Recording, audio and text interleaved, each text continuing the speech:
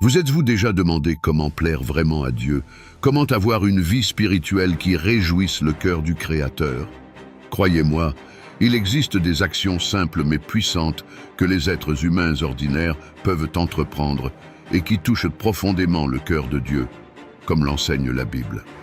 Ces actions ne sont pas de simples rituels ou obligations, mais des attitudes qui révèlent notre volonté de vivre selon la volonté de Dieu. Imaginez-vous en train de vous promener dans un beau jardin à l'aube, avec une douce brise caressant votre visage, alors que le soleil commence lentement à illuminer l'horizon. Ce jardin, avec ses fleurs colorées et ses arbres luxuriants, est un lieu de paix et de beauté, où chaque plante semble être en parfaite harmonie avec la nature environnante. Imaginez maintenant que votre vie ressemble à ce jardin. Tout comme les plantes ont besoin d'eau, de lumière et de soins pour s'épanouir, notre relation avec Dieu a également besoin d'être nourrie pour que nous puissions vivre en parfaite harmonie avec lui. Marchons ensemble dans ce jardin, en explorant ces attitudes qui, lorsqu'elles sont pratiquées, nous rapprochent encore plus de notre Créateur. Mais je vous demande d'être très attentifs, car la cinquième attitude que nous allons vous révéler aujourd'hui est une attitude qui passe souvent inaperçue, même pour les chrétiens les plus fervents.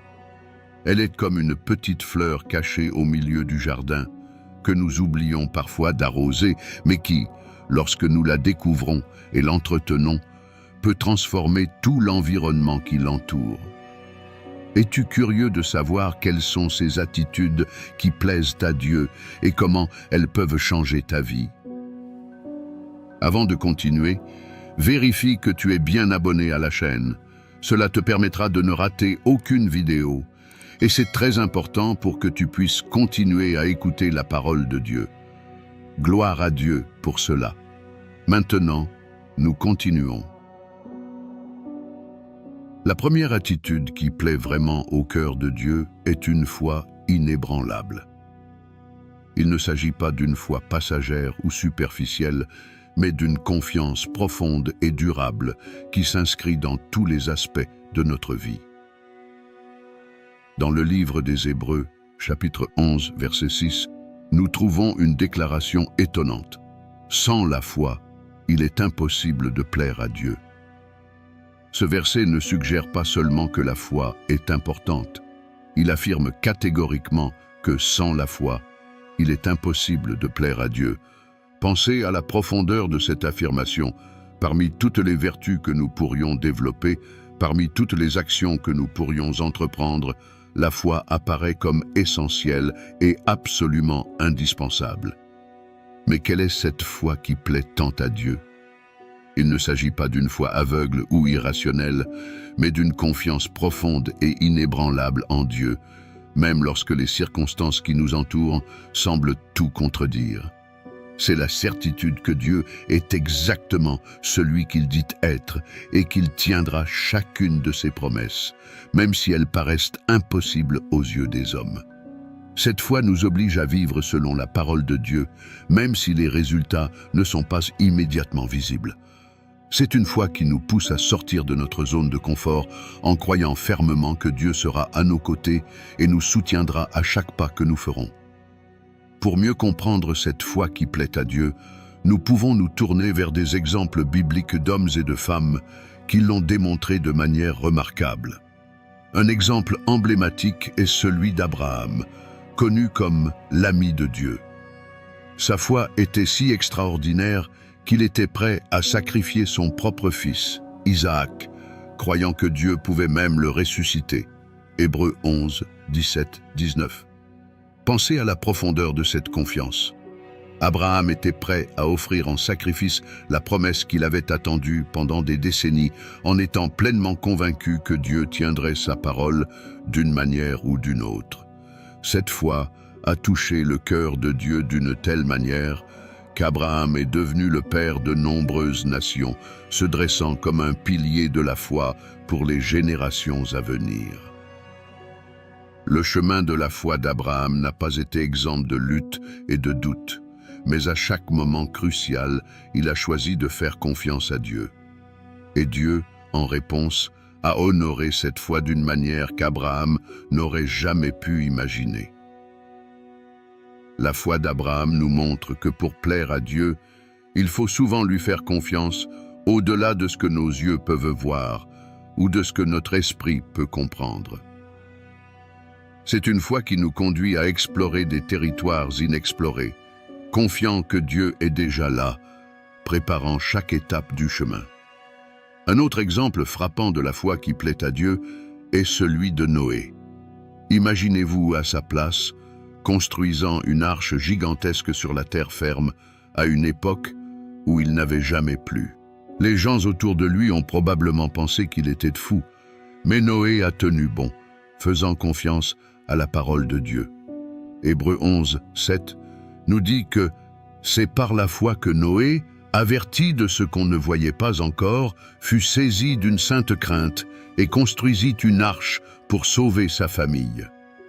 La foi de Noé n'a pas seulement garanti le salut de sa famille, elle a aussi apporté le jugement au monde et a fait de lui un héritier de la justice qui vient par la foi.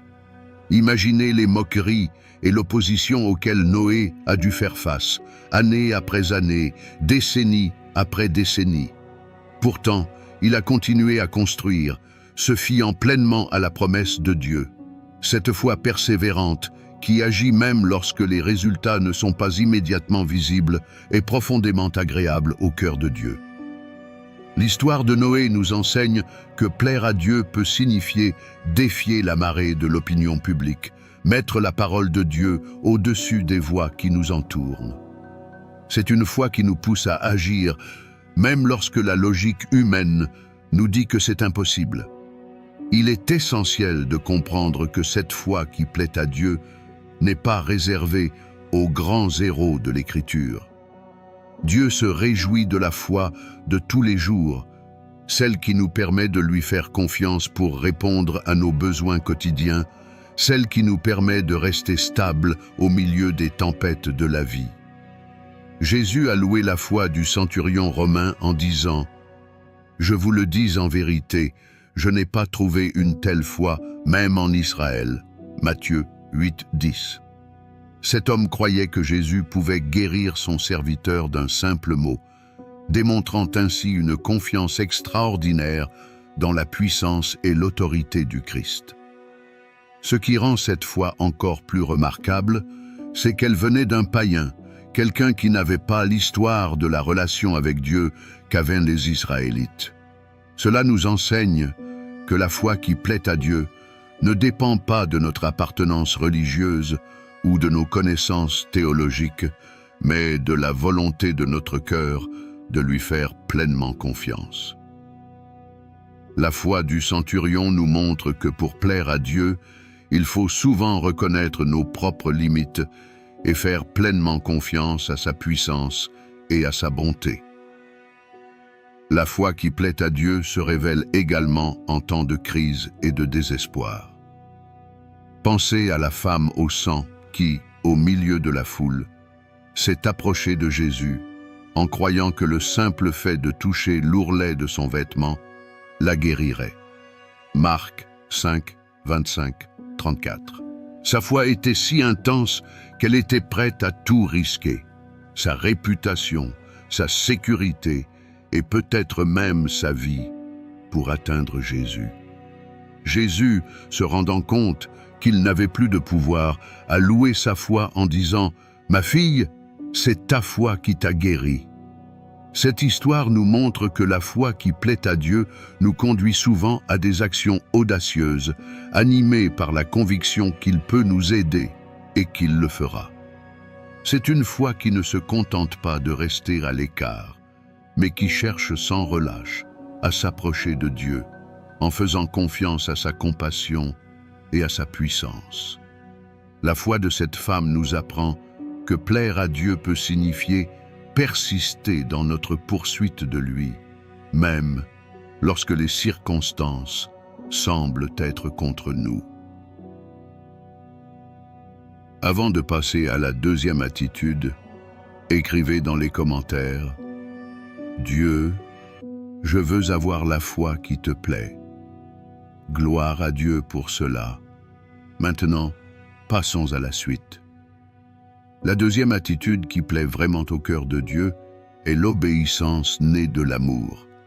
Il ne s'agit pas d'une obéissance forcée ou motivée par la peur, mais d'une obéissance qui vient d'un cœur plein d'amour et de gratitude. Jésus a été très clair à ce sujet lorsqu'il a dit « Si vous m'aimez, vous obéirez à mes commandements ». Jean 14, 15. Par cette déclaration, il a directement lié l'amour pour Dieu à l'obéissance à sa volonté. Cette obéissance ne consiste pas à suivre une liste de règles, mais est le résultat d'un cœur transformé par l'amour divin.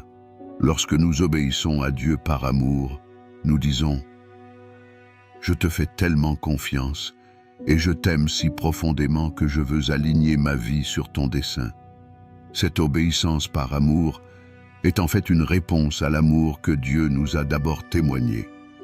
Nous reconnaissons que ces commandements ne sont pas des fardeaux, mais des lignes directrices pour une vie vraiment pleine et pleine de sens. Cette obéissance pleine d'amour transforme ce qui pourrait être considéré comme un simple devoir en un acte de véritable culte, une expression concrète de notre dévotion à Dieu. Un exemple remarquable de cette obéissance aimante qui plaît à Dieu se trouve dans la vie du prophète Samuel. Dès son plus jeune âge, Samuel a appris à reconnaître la voix de Dieu et à y répondre en disant « Parle, Seigneur, car ton serviteur écoute. » 1 Samuel 3, 9. Cette volonté d'écouter et d'obéir a marqué toute la vie de Samuel.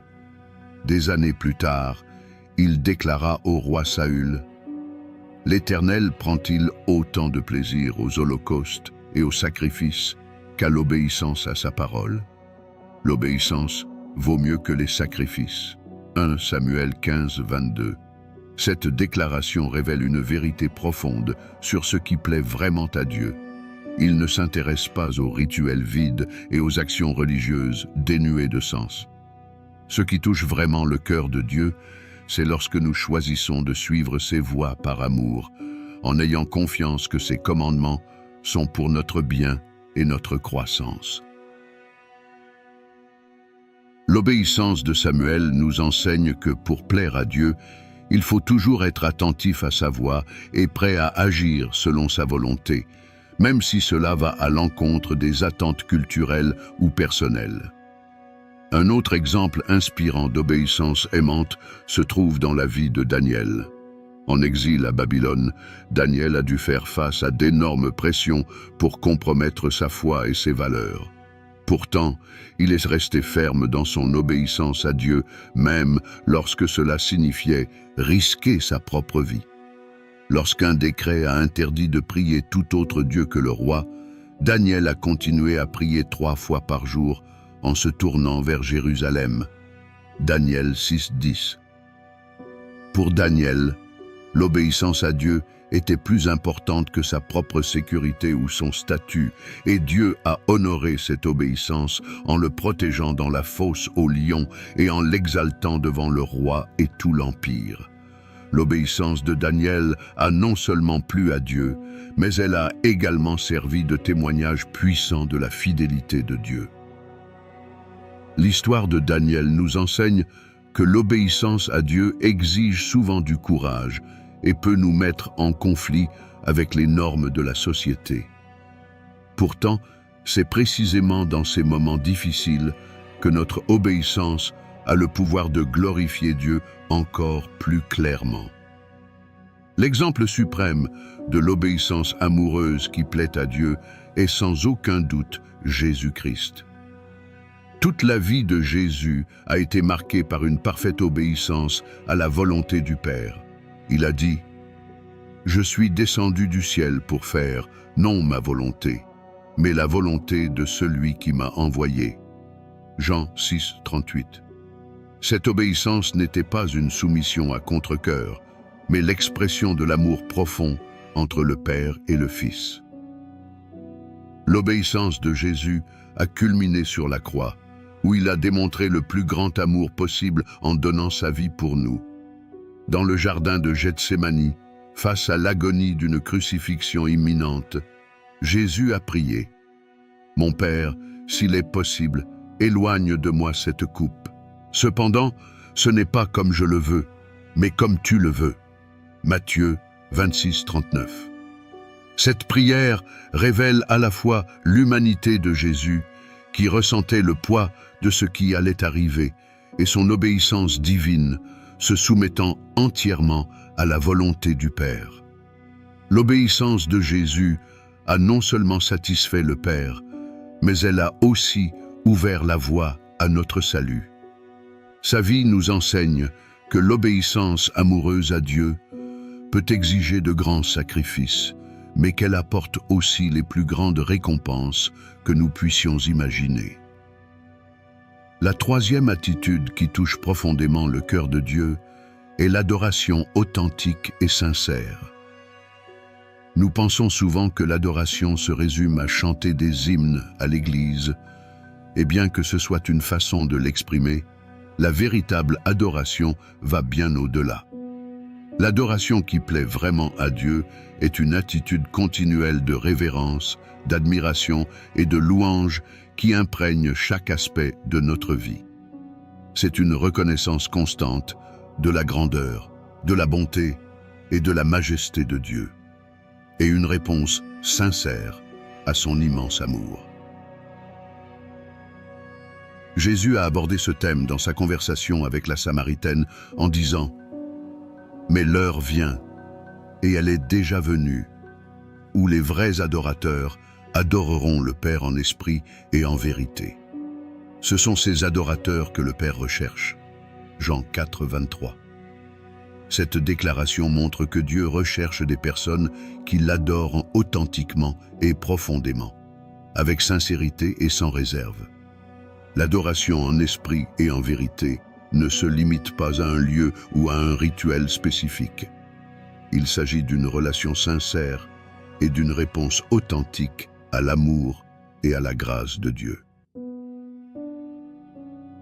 La vie du roi David est un exemple impressionnant d'adoration qui plaît à Dieu. Connu comme un homme selon le cœur de Dieu, David était un adorateur fervent. Son culte ne se limitait pas aux moments formels dans le tabernacle, mais imprégnait toute sa vie. Un épisode notable est celui où David a dansé de toutes ses forces devant le Seigneur lorsque l'arche de l'Alliance a été amenée à Jérusalem, de Samuel 6,14.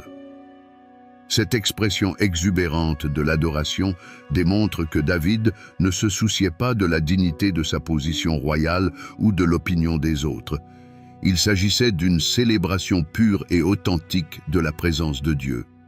De plus, les psaumes écrits par David offrent un trésor d'adoration sincère. Nous y voyons David louer Dieu non seulement dans les moments de joie, mais aussi dans les moments de détresse. Il a déversé son cœur devant Dieu en toute honnêteté, exprimant à la fois ses louanges et ses luttes. Cette adoration complète et sincère a profondément touché le cœur de Dieu. L'adoration de David nous enseigne que plaire à Dieu par l'adoration signifie être authentique, exprimer notre amour et notre révérence pour lui en toutes circonstances. L'adoration qui plaît à Dieu ne se limite pas aux moments de joie ou de prospérité. En fait, c'est peut-être dans les moments les plus difficiles que notre adoration touche le cœur de Dieu le plus profondément. L'histoire de Job en est un exemple frappant. Au milieu de souffrances inimaginables, après avoir perdu ses enfants, sa fortune et sa santé, Job a pu dire « L'Éternel a donné, l'Éternel a repris, que le nom de l'Éternel soit loué. » Job 21. Cette adoration au milieu de l'adversité démontre une profonde confiance dans le caractère de Dieu, reconnaissant sa souveraineté et sa bonté, même lorsque nous ne comprenons pas ses voies.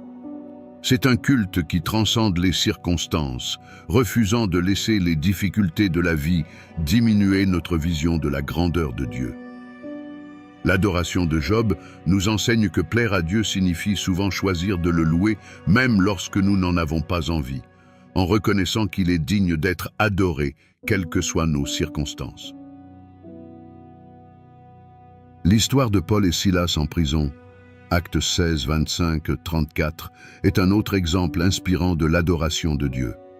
Injustement emprisonnés, battus et enchaînés, ils ont prié et chanté des hymnes à Dieu à minuit. Cette scène est une démonstration puissante d'une adoration authentique au milieu de circonstances extrêmement défavorables. Paul et Silas n'ont pas laissé leur situation difficile faire taire leur adoration. Au contraire, ils ont transformé leur cellule en sanctuaire d'adoration. Non seulement leur adoration a plu à Dieu, mais elle a aussi donné lieu à un miracle qui a permis de sauver le geôlier et sa famille.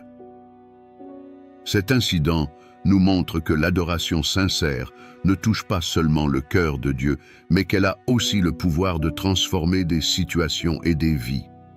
L'adoration de Paul et Silas nous enseigne que plaire à Dieu par l'adoration signifie souvent choisir de louer même lorsque tout autour de nous semble nous dire le contraire. C'est une déclaration de foi qui reconnaît la bonté et la puissance de Dieu, quelles que soient les circonstances auxquelles nous sommes confrontés. Et avant de continuer, j'ai remarqué que vous n'avez pas encore laissé votre like. Il est très important que vous laissiez votre like, parce que cela aide YouTube à continuer à recommander ce contenu à de nombreuses personnes. Alors assurez-vous que vous aidez à répandre l'Évangile. Amen. La quatrième attitude qui plaît profondément au cœur de Dieu est l'amour sacrificiel pour les autres. Ce type d'amour va au-delà de simples sentiments agréables ou de bonnes intentions. Il se manifeste par des actions concrètes, souvent coûteuses et difficiles pour nous. Jésus l'a clairement exprimé lorsqu'il a dit « Il n'y a pas de plus grand amour que de donner sa vie pour ses amis ». Jean 15, 13. Cet amour sacrificiel reflète le caractère même de Dieu qui a tant aimé le monde qu'il a donné son Fils unique. Jean 3, 16. Lorsque nous pratiquons ce type d'amour, nous imitons essentiellement le cœur de Dieu lui-même, et c'est quelque chose qui lui est profondément agréable. Jésus a également souligné l'importance de cet amour lorsqu'il a dit « Donnez et l'on vous donnera ». Luc 6, 38. Et « Comme vous l'avez fait à l'un de ces plus petits de mes frères, c'est à moi que vous l'avez fait ». Matthieu 25, 40.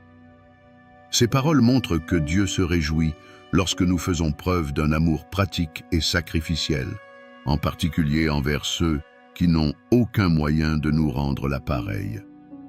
Cet amour n'est pas fondé sur l'attente d'une rétribution ou sur la valeur du bénéficiaire, mais jaillit d'un cœur transformé par la grâce et la miséricorde de Dieu. Un exemple émouvant de l'amour sacrificiel qui plaît à Dieu est l'histoire de la pauvre veuve qui a offert ses 2 dernières pièces au temple, Marc 12, 41-44. Jésus, observant son geste, a déclaré qu'elle avait donné plus que tous les autres, car elle avait donné tout ce qu'elle avait pour vivre. À première vue, l'offrande de la veuve peut sembler insignifiante, surtout si on la compare aux sommes importantes offertes par les riches. Cependant, Jésus a vu au-delà de la valeur matérielle et a reconnu l'amour profond et la confiance qui se cachaient derrière ce geste. Cette femme, malgré sa pauvreté, a fait preuve d'une foi inébranlable en Dieu et d'un amour sincère pour son œuvre. Elle n'a pas donné de son surplus, mais de ce qui était essentiel pour elle, montrant un amour qui était prêt à tout sacrifier. Cet acte de générosité a profondément touché le cœur de Dieu. L'histoire de la veuve nous enseigne que plaire à Dieu par un amour sacrificiel n'est pas lié au montant que nous donnons, mais à l'attitude avec laquelle nous offrons. Elle nous rappelle que Dieu voit et apprécie chaque acte d'amour, même ceux qui semblent petits aux yeux des humains. La vie de Barnabé, l'un des premiers responsables de l'Église, est un autre exemple inspirant d'amour sacrificiel. Dans Actes 4, 36-37, nous lisons que Barnabé a vendu un champ qu'il possédait et a déposé l'argent aux pieds des apôtres. Ce geste de générosité a non seulement plu à Dieu, mais il a aussi fait de Barnabé un leader respecté de la communauté chrétienne, connu pour ses encouragements et son soutien aux autres.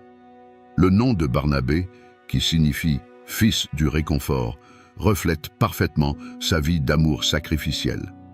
Plus tard, nous voyons Barnabé intercéder pour Paul, alors que beaucoup se méfiaient encore de lui. Hébreux 9, 27. Puis, aller le chercher à Tarse pour l'aider dans son ministère à Antioche. Hébreux 11, 25, 26. Ces actions témoignent d'un amour qui était prêt à risquer sa propre réputation et son confort pour le bien des autres et l'avancement de l'Évangile. L'amour sacrificiel de Barnabé nous enseigne que plaire à Dieu implique souvent d'utiliser nos ressources, qu'elles soient matérielles, sociales ou spirituelles, au profit des autres et de la croissance du royaume de Dieu. Il convient de souligner que l'amour sacrificiel qui plaît à Dieu ne se limite pas aux dons de biens matériels. Il inclut également le sacrifice personnel, le don de soi. La vie de Moïse en est un exemple frappant. Après le grave péché du peuple d'Israël avec le veau d'or, Moïse a intercédé pour eux d'une manière extraordinaire. Il est allé jusqu'à s'offrir lui-même pour être effacé du livre de Dieu, si cela signifiait le salut de son peuple. Exode 32, 32. Cette volonté de sacrifier son propre salut pour le bien d'autrui reflète profondément le cœur de Dieu et lui plaît énormément. En intercédant, Moïse a fait preuve d'un amour qui fait passer le bien-être des autres avant le sien, un amour qui reflète le sacrifice du Christ sur la croix. L'intercession de Moïse nous enseigne que plaire à Dieu par l'amour sacrificiel peut signifier renoncer à nos bénédictions les plus précieuses pour le bien d'autrui. C'est un type d'amour qui reflète le sacrifice suprême du Christ et qui, sans aucun doute, touche profondément le cœur de Dieu. Enfin, nous en arrivons à la 5e attitude qui plaît profondément au cœur de Dieu, une pratique qui passe souvent inaperçue. La gratitude constante. Ce type de gratitude va au-delà d'une simple réaction à des bénédictions visibles. Il s'agit de cultiver une attitude permanente de reconnaissance et d'appréciation de la bonté de Dieu, quelles que soient les circonstances. L'apôtre Paul nous dit « Soyez reconnaissants en toutes circonstances, car telle est la volonté de Dieu à votre égard dans le Christ Jésus. » 1 Thessaloniciens 5, 18. Il est important de noter que Paul ne nous demande pas d'être reconnaissants pour toutes les circonstances, mais en toutes circonstances. Cela signifie que la gratitude qui plaît à Dieu n'est pas basée sur nos conditions extérieures, mais qu'elle est un choix conscient de reconnaître la bonté et la fidélité de Dieu, quels que soient les défis auxquels nous sommes confrontés. Cette attitude de gratitude constante est agréable à Dieu, car elle révèle notre confiance en son caractère et en ses promesses. Nous reconnaissons que, quoi qu'il arrive, Dieu est bon et qu'il contrôle toutes choses. De plus, le maintien d'une attitude de gratitude nous protège d'attitudes néfastes telles que l'amertume, l'envie et le mécontentement, qui peuvent empoisonner notre relation avec Dieu et les personnes qui nous entourent. L'histoire des 10 lépreux guéris par Jésus, Luc 17, 11, 19, est un exemple puissant de la valeur que Dieu accorde à la gratitude. Bien que les 10 lépreux aient été guéris, seul l'un d'entre eux est revenu pour rendre grâce. Jésus, surpris par l'ingratitude des autres, demande « Les 10 n'ont-ils pas été guéris? Où sont les 9 autres ?» Il ne s'est trouvé que cet étranger pour revenir louer Dieu. Ce passage souligne à quel point Dieu apprécie un cœur reconnaissant. Le Samaritain qui est revenu pour rendre grâce n'a pas seulement été guéri physiquement, il a aussi reçu la confirmation de Jésus. « Lève-toi et va, ta foi t'a guéri. » Sa gratitude l'a conduit à une expérience plus profonde avec Jésus, qui s'est traduite non seulement par une guérison physique, mais aussi par un salut spirituel. Cette histoire nous enseigne que la gratitude qui plaît à Dieu va bien au-delà d'un simple geste de courtoisie. C'est une expression sincère du cœur qui nous rapproche de lui. C'est une reconnaissance active et verbale de sa bonté dans nos vies. Un autre exemple inspirant de la gratitude envers Dieu se trouve dans la vie de Daniel. Même lorsqu'un décret royal interdisait de prier tout autre Dieu que le roi, Daniel a continué à prier 3 fois par jour, en s'agenouillant et en rendant grâce à son Dieu, comme il en avait l'habitude. Daniel 6:10. La gratitude de Daniel était si profondément ancrée dans sa vie qu'il était prêt à tout risquer pour la maintenir.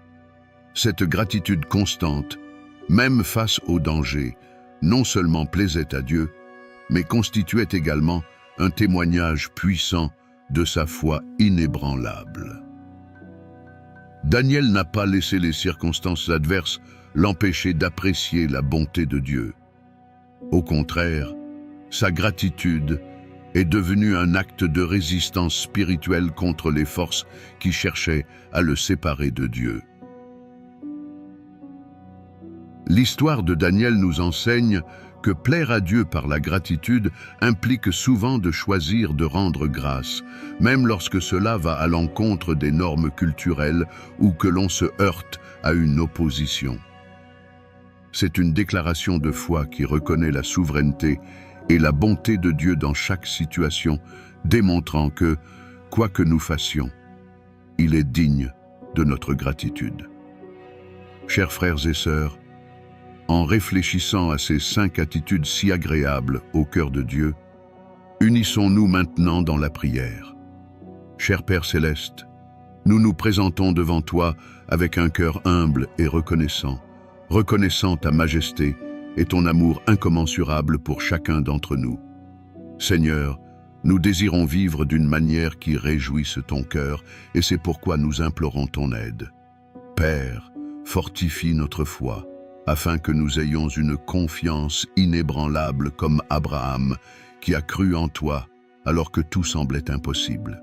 Aide-nous à faire confiance à tes promesses, même lorsque la route est incertaine et pleine de défis. Que notre foi reste ferme, même face aux tempêtes de la vie, qu'elle grandisse et se renforce au milieu des difficultés. Donne-nous, Seigneur, le courage de faire des pas de foi, sachant que tu nous guides dans chaque voyage. Dieu, enseigne-nous à obéir dans l'amour. Puissions-nous suivre tes commandements, non par contrainte, mais poussés par un amour profond, comme Jésus, qui a trouvé sa force dans l'accomplissement quotidien de ta volonté. Éloigne de nous tout esprit de rébellion et d'obstination. Puissions-nous être comme Samuel, toujours prêts à écouter et à obéir à ta voix. Aide-nous à comprendre que tes commandements sont pour notre bien et que la vraie liberté se trouve à l'intérieur de tes limites aimantes. Seigneur, ravive en nous la flamme de l'adoration sincère. Puissions-nous être comme David, qui t'adore de tout son être, dans les moments de joie comme dans les moments de tristesse. Apprends-nous à t'adorer en esprit et en vérité, non seulement avec des mots, mais avec toute notre vie. Que notre adoration ne se limite pas au service du dimanche, mais que chaque moment de notre journée soit une expression de ta louange. Même dans les circonstances les plus difficiles, comme Paul et Silas en prison, puissions-nous toujours trouver une raison de chanter la louange de ton nom. Père, répands dans nos cœurs ton amour sacrificiel. Puissions-nous aimer les autres comme le Christ nous a aimés, en étant prêts à sacrifier nos intérêts pour nos amis. Donne-nous un cœur comme celui de Moïse, prêt à intercéder pour les autres, même au prix de notre propre confort. Apprends-nous à voir les autres à travers tes yeux, à aimer les marginaux, à pardonner à ceux qui nous blessent et à servir ceux qui sont dans le besoin. Que notre amour ne se limite pas à des mots, mais qu'il se manifeste par des actions sincères et véritables. Et Seigneur, cultive en nous un esprit constant de gratitude. Puissions-nous être comme le lépreux qui revint rendre grâce à Jésus, toujours prêt à reconnaître tes bénédictions et à exprimer notre gratitude, même dans les moments les plus difficiles, comme Daniel devant la fosse aux lions.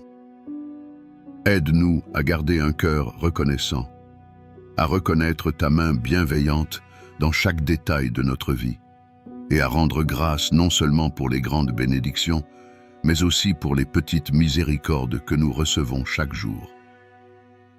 Père, en cherchant à cultiver ces attitudes, nous reconnaissons notre totale dépendance à ton égard. Nous savons que sans ton Esprit Saint, nous sommes incapables de te plaire. C'est pourquoi nous te demandons de nous remplir de ton Esprit en nous transformant de l'intérieur. Que notre foi, notre obéissance, notre adoration, notre amour et notre gratitude soient un témoignage vivant de ton pouvoir de transformation. Par nos vies, que d'autres voient ta gloire et soient attirés par toi. Que chaque pensée, parole et action que nous entreprenons soit le reflet de ton caractère et l'expression sincère de notre désir de te plaire. Nous te remercions, Seigneur, de nous aimer en premier et de nous donner la capacité de répondre à ton amour. Que nos vies soient une continuelle offrande d'amour à ton égard, en cherchant à te plaire dans tout ce que nous faisons. Nous te le demandons au nom de Jésus, qui nous a parfaitement montré comment vivre une vie qui te plaît. Nous te le demandons au nom de Jésus, qui nous a parfaitement montré comment vivre une vie qui te plaît. En adoptant ces 5 attitudes, une foi inébranlable, une obéissance aimante, une adoration sincère, un amour sacrificiel et une gratitude constante. Nous ne satisfaisons pas seulement le cœur de Dieu, mais nous expérimentons également une profonde transformation dans notre vie et dans celle de ceux qui nous entourent. Ces attitudes nous alignent sur le caractère de Dieu, ce qui nous permet de faire l'expérience de son amour et de sa grâce de manière plus intense et plus authentique. Imaginez une vie où votre foi est si forte qu'elle peut déplacer des montagnes, où votre obéissance à Dieu découle naturellement de l'amour, où votre adoration va au-delà des circonstances, où votre amour pour les autres reflète l'amour même du Christ, et où la gratitude imprègne chaque détail de votre existence. Telle est la vie qui plaît à Dieu, une vie qui brille de sa gloire et attire les autres à lui. Il est important de se rappeler que ces attitudes ne sont pas seulement des tâches à accomplir, mais une invitation à une relation plus profonde et plus intime avec le Créateur de tout ce qui existe. En cultivant ces attitudes, nous nous rendons compte qu'elles sont liées et se renforcent mutuellement. La foi nous conduit à l'obéissance. L'obéissance approfondit notre adoration. L'adoration nous motive à aimer les autres, et aimer les autres nous remplit de gratitude. Et cette 5e attitude, la gratitude constante, qui est souvent négligée, agit comme la clé qui déverrouille le plein potentiel des 4 autres. La gratitude nous rend humbles, nous rappelant que tout ce que nous avons et sommes est un don de Dieu. Elle nous permet de rester concentrés sur sa bonté, même lorsque les circonstances nous empêchent de la percevoir. Le défi que je vous lance aujourd'hui est simple mais transformateur. Commencez à cultiver intentionnellement ces 5 attitudes dans votre vie quotidienne. Exercez votre foi en choisissant de faire confiance à Dieu, même lorsque la route semble incertaine. Pratiquez l'obéissance amoureuse en suivant les commandements de Dieu, non par obligation, mais parce que vous l'aimez. Faites de l'adoration un mode de vie, pas seulement un rituel dominical. Aimez les autres de manière sacrificielle, en vous offrant au service comme le Christ s'est donné pour nous. Et surtout, Développez un cœur toujours reconnaissant, en reconnaissant la main de Dieu dans tous les aspects de votre vie. Ce faisant, vous découvrirez que non seulement vous plaisez au cœur de Dieu, mais que vous lui ressemblez de plus en plus. Votre vie deviendra un témoignage vivant de l'amour et de la grâce de Dieu, attirant d'autres personnes à vouloir le connaître. Et tout au long de ce processus, vous ferez l'expérience d'une joie et d'une paix qui dépassent toute compréhension, réalisant que vous vivez en harmonie avec le but pour lequel vous avez été créé. Rappelez-vous que le Dieu qui a créé les cieux et la terre, et qui connaît même le nombre de cheveux sur votre tête, se réjouit en vous. Il se réjouit en vous lorsque vous vous approchez de lui avec ses attitudes. Chaque acte de foi, chaque décision d'obéir, chaque moment d'adoration, chaque geste d'amour et chaque merci murmuré touche le cœur du Créateur de l'univers. Que la grâce de Dieu vous permette de vivre une vie qui plaise vraiment à son cœur. Que vos attitudes soient un reflet constant de l'amour et de la bonté de Dieu, transformant non seulement votre vie, mais aussi le monde qui vous entoure. Merci d'avoir participé à cette étude biblique. Maintenant, je vous invite. Si vous n'avez pas encore accepté Jésus comme votre seul et suffisant Sauveur, répétez cette prière avec moi. Seigneur Jésus, je reconnais que je suis pécheur et que j'ai besoin de ton pardon. Je crois que tu es mort sur la croix pour mes péchés et que tu es ressuscité le 3e jour. Je t'accepte comme mon seul et suffisant Sauveur et je te remets ma vie. Amen. Louons Dieu pour cela. Maintenant, n'oubliez pas de vous abonner à la chaîne pour recevoir plus de contenu sur ce sujet.